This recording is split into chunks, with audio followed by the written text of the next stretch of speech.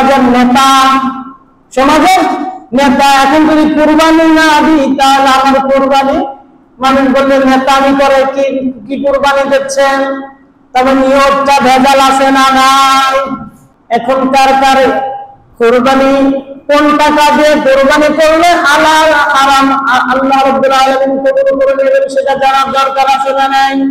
আল্লাহ রাব্বুল আলামিন জানিয়ে দিয়েছেন, ইয়া আইয়ুহান নাস কুলু মিম্মা ফিল আরদি হালালান তাইয়্যিবান, হে মানব সম্প্রদায়, কুলু তোমরা খাও, মিম্মা আমি যে তোমাদেরকে রিজিক দিয়েছি, ফিল আরদি হালালান তাইয়্যিবান, তোমরা হে মানব সম্প্রদায় তোমরা হালাল ভক্ষণ করো। কার কথা?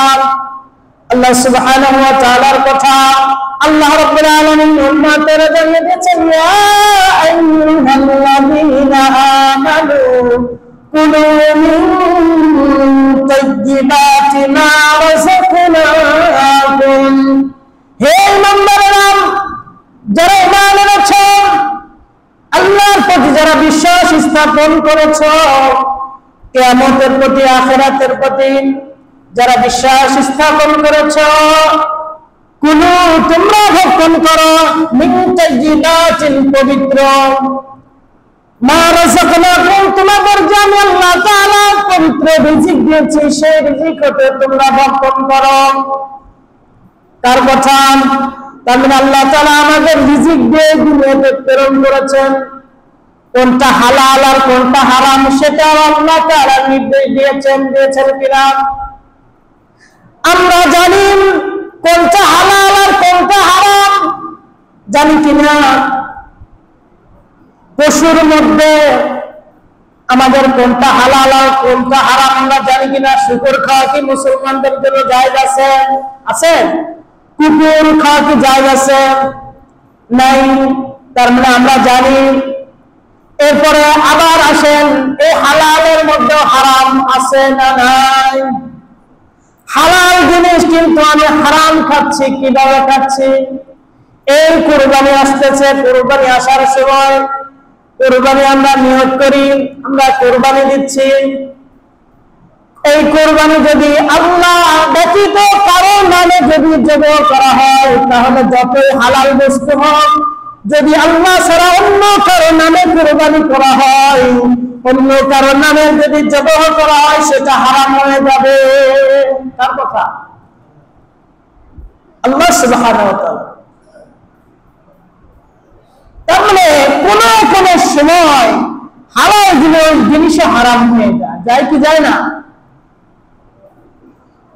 শুকরের গোশত যেমন খাওয়া আমাদের জন্য হারাম, মলমূত্র খাওয়া যেমন আমাদের জন্য হারাম, তেমন ভাবে আমি যদি কোনো হারাম উপার্জন করে নিয়ে এসে পবিত্র জিনিসও খাই তাহলে এটা আমার জন্য হারাম হয়ে যাবে। যাবে কিনা? আমার উপার্জন যদি সঠিক না হয়, হারাম উপার্জন হয়, তাহলে আমার পবিত্র জিনিসে পবিত্র থাকবে না। কারণ আমার যেটা দিয়ে আমি ক্রয় করতেছি, যেটা আমার সম্পদ, যেটা উপার্জন করেছি সেটাই হারাম। ঠিক কিনা বাবাজিরা, আমার ভাইরা? তার মানে আল্লাহ রাব্বুল আলামিন কোন কোন ব্যক্তির কুরবানি কবুল করবেন এটা আমাদের জানা দরকার আছে না নাই? আছে কিনা? আমি কোরআন এবং হাদিস থেকে রেফারেন্স নিয়ে আসবো ইনশাআল্লাহ। এর আগে অনেক আলেম উলামাদের আলোচনা শুনেছি। মানে একটা আলোচনা করতে গেলে কিতাব পড়তে হয়, বই পড়তে হয়, অনেক কিছু আলেম উলামাদের ঐক্যমত হতে হয় যে তারা কি বলেছেন। তার কারণ আমরা ছোট ছোট আলেম বললেও চলবে না, ছোট ছোট ব্যক্তি, বড় বড় আলেম উলামা কি এরপরে ব্যাখ্যা দিয়েছেন সেটা জানার দরকার আছে না নাই?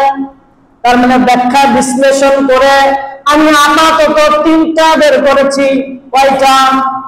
তিনটা বের করেছি, যেটা তিনটার কারণে আমাদের পশু, আমাদের ব্যক্তিদের যারা কুরবানি করতেছি এই তিন শ্রেণীর ব্যক্তির কারণে, তিনটার কারণে আমাদের সবকিছু কুরবানি হারাম হয়ে যাবে। এক নম্বর যেটা বের করেছি সেটা হলো দেখেন নিয়তের ভেজাল কি? এক নম্বরে নিয়তের বিশুদ্ধতা থাকা দরকার। যদি বিশুদ্ধতা না থাকে তাহলে আমার কুরবানি হবে না। এই জন্য রাসূল সাল্লাল্লাহু আলাইহি ওয়াসাল্লাম জানিয়ে দিয়েছেন, বুখারীর 1 নম্বর হাদিস, কয় নম্বর? বুখারী শরীফের 1 নম্বর হাদিস। বুখারী শরীফ যে লিখেছেন সে ব্যক্তি বলেছে একটা হাদিসের মধ্যে জাল নাই, সব সহিহ হাদিস, সবগুলো কি সহিহ হাদিস। এই গ্রন্থের মধ্যে আমি একটাও ভেজাল কোনো হাদিস আমি রাখি নাই। সহিহ হাদিসের বুখারীর 1 নম্বর হাদিস, রাসূল সাল্লাল্লাহু আলাইহি ওয়াসাল্লাম বলেছেন, ইন্নামাল আ'মালু বিন্নিয়াত, কাজের প্রাপ্য হয় নিয়ত অনুযায়ী। কি অনুযায়ী? কাজের যে ফল পাবে সেটা ফল আসবে নিয়তের উপরে। কার কথা? ইন্নামাল আ'মালু বিন্নিয়াত, নিয়তের অনুযায়ী কাজ হয়, প্রাপ্য পায়, যে পুরস্কার পায় সেটা হলো তার কাজের বিনিময় পুরস্কার পায়। কি পাইলাম? আল্লাহ রাসূল সাল্লাল্লাহু আলাইহি ওয়াসাল্লাম জানিয়ে দিচ্ছেন, ওয়া ইন্নামা লিকুল্লি ইমরিইন মা নাওয়া, আর মানুষ নিয়ত অনুযায়ী প্রতিফল পাবে। মানুষ তার নিয়ত অনুযায়ী কি পাবে? প্রতিফল পাবে। আমি গত জুমায় আলোচনা করেছি, সে আলোচনা বিষয় আমরা কুরবানি দিচ্ছি। এই কুরবানির গোশত মানুষ আল্লাহ তাআলার কাছে পৌঁছায়। আলোচনা করছি কিনা? আলোচনা করেছি।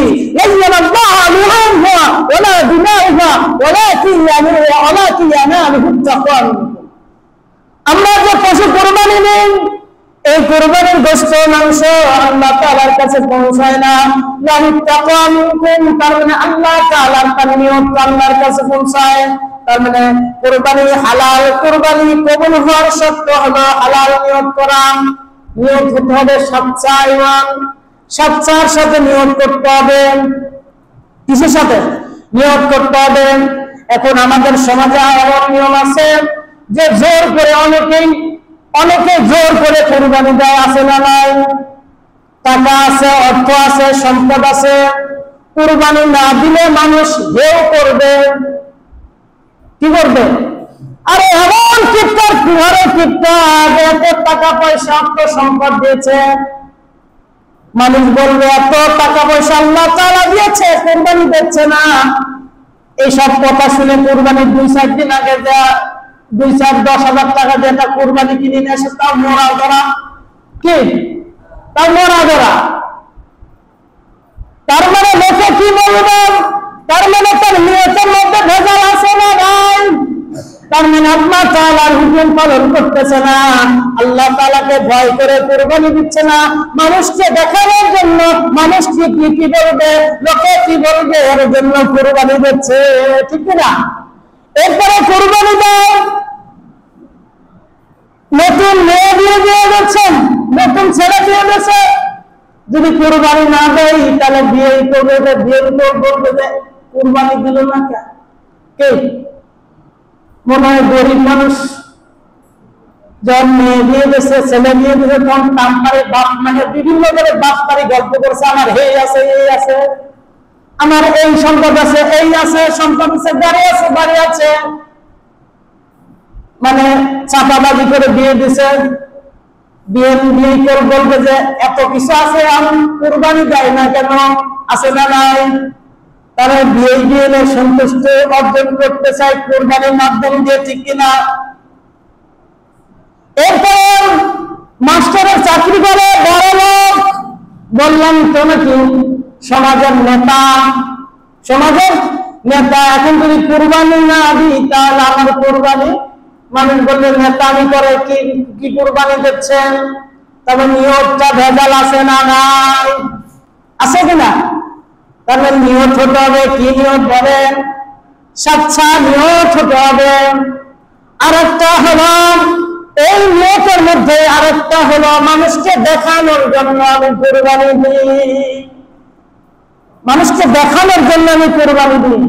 যখন কুরবানি বাজার থেকে কিনে আনে কুরবানির পশুটা, তখন মানুষকে দেখা যায় যে সে বাজারের সেরা কুরবানিটা কিনে এনেছে, রাস্তা দিয়ে যায়, এরপর আবার দেখা যায় খাসির গলায় এই যে বেল পরা রাখেন, কি আছে না, খাসির গলায় বেল পরা রাখে, যে কুরবানির পশু, গরুর গলায় ঝুনঝুনি বাজা রাখেন, এটা পরিচয় দেয় যে কুরবানির পশু, আবার লাল ফিতা দিয়ে রাখেন, এটা কুরবানির পশু, এটা করা যাবে না। তবে নিয়তের মধ্যে ভেজাল আছে না নাই?